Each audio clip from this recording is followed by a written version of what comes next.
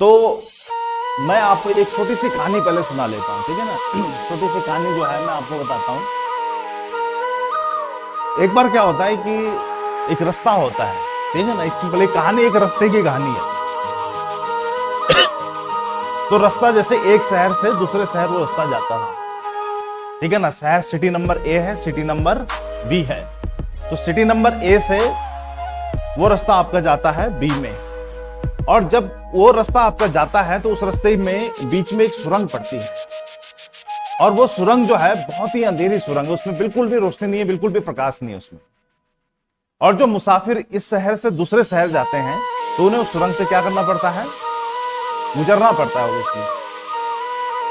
तो जब वो उस सुरंग से गुजरते हैं तो सुरंग में जो है बहुत पत्थर हैं, बहुत सारे, बहुत नुकीले नुकीले पत्थर हैं, और लोग उसमें चलते हैं तो ऑब्वियसली वो पत्थर जो है क्या होता है, पैरों में चुभते हैं। और कई पत्थर तो इतने उसमें नुकीले हैं कि जब सुरंग से आप गुजरेंगे तो जब आप सुरंग से बाहर आएंगे दूसरी तरफ से तो आपके पैरों में मतलब खून ही खून होगा, बिल्कुल घाव हो जाता था लोगों के पैरों में, बहुत जो है गहरे गहरे। तो लोग जो है कहराते हुए, ज्यादातर सुरंग से कहराते हुए ही आते थे, परेशान जो है, ठीक है ना, चिल्लाते हुए उनको, क्योंकि पैर में उनके घाव हो गया है। इतने कंकड़ पत्थर उस सुरंग में थे। तो कई सालों तक लोग जो है आते थे जाते थे, उससे सुरंग से आते भी थे जाते भी थे, पर परेशानी वही रहती थी कि वहां कंकड़ बहुत होते थे। जब भी कोई जाएगा उस सुरंग से तो पैर में उसके जो है घाव होगा ही होगा, क्योंकि पत्थर इतने शार्प हैं, पत्थर इतने नुकीले हैं उसमें कि वो चुभेंगे चुभेंगे पैर पे, और खून तो निकलेगा ही निकलेगा। तो फिर एक मुसाफिर, एक दिन ऐसा होता है कि एक मुसाफिर आपका वहां से सुरंग से निकलता है। तो जब वो सुरंग में जो है एंटर करता है उस टनल में, तो उसके पैरों में पत्थर चुभने स्टार्ट हो जाते हैं।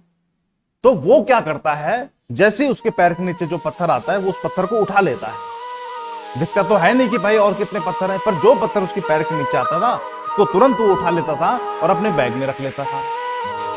फिर आगे बढ़ जाता था, फिर कोई दूसरा पत्थर चुभता था उसको उठा के फिर अपने बैग में रख लेता था। इस तरह से पूरे सुरंग, जब तक वो पूरे सुरंग के अंदर था, तो जैसे जैसे उसके पैर में पत्थर चुभते गए वो उन पत्थरों को उठा के अपने बैग में रखता चला गया। और जब वो सुरंग से बाहर आए, वो क्या सोच के कि यार ऐसा है कि मैं चल रहा हूं, मेरे पैरों पे पत्थर चुभ रहे हैं, कहीं ऐसा ना हो कि जो है मेरे बाद जो लोग आए उनके पैरों में भी यही पत्थर चुभे, इससे अच्छा है मैं इनको उठा के अपने बैग में रख लेता हूं, सुरंग से बाहर आ जाऊंगा, फेंक दूंगा साइड किनारे पे।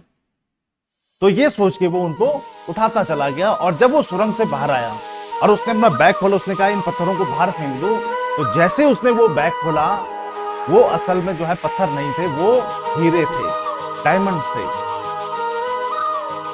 ठीक है। और वो आदमी एक झटके में जो है करोड़पति बन गया। तो इस कहानी से हमें क्या सीख मिलती है, क्या सीख मिलती है इस कहानी से, जरा मुझे इस कहानी की सीख। हमेशा आपको जो है सबसे पहले हेल्पफुल होना चाहिए, और हेल्प जो है वो ऐसे नहीं करने की मैं किसी की मदद कर रहा हूं तो कल ये सोच के कर रहा हूं कि कल भी ये मेरी मदद करेगा। ऐसे में तो वो है हेल्प अधूरी है। ऐसे में तो कभी गरीब आदमी की तो कोई मदद ही नहीं होगी। ऐसे में तो आप उसी आदमी की मदद करोगे जो थोड़ा बहुत कैपेबल है, जिसको आपको पता है यार आज ये जो है इसमें थोड़ा बहुत परेशानी है, वैसे तो घर से ठीक ठाक है ये, कल के दिन मुझे भी जरूरत होगी तो ये कर देगा, ठीक है ना। तो इस कहानी से हमें सबसे बड़ी सीख ये मिलती है कि हमें जो है मुसीबतों से एक तो घबराना नहीं चाहिए, जो मुसीबतें आती हैं उनका जो है डट के सामना करना चाहिए, और उन्हें जो है क्या करना चाहिए मुसीबतों को। कुछ लोगों ने मुसीबतों को पत्थर समझा, कुछ लोगों ने मुसीबतों को हीरा समझा। तो जिसने जो समझा उसको वो मिला, जिसने पत्थर समझे उसके पैर कटे हुए मिले, और जिसने उनको हीरा समझा वो बैग में भरता गया, वो करोड़पति अरबपति बन गया। तो आपका जो नजरिया है वो बहुत मैटर करता है, कहने का मतलब यह है, ठीक है ना। तो एक ये छोटी सी कहानी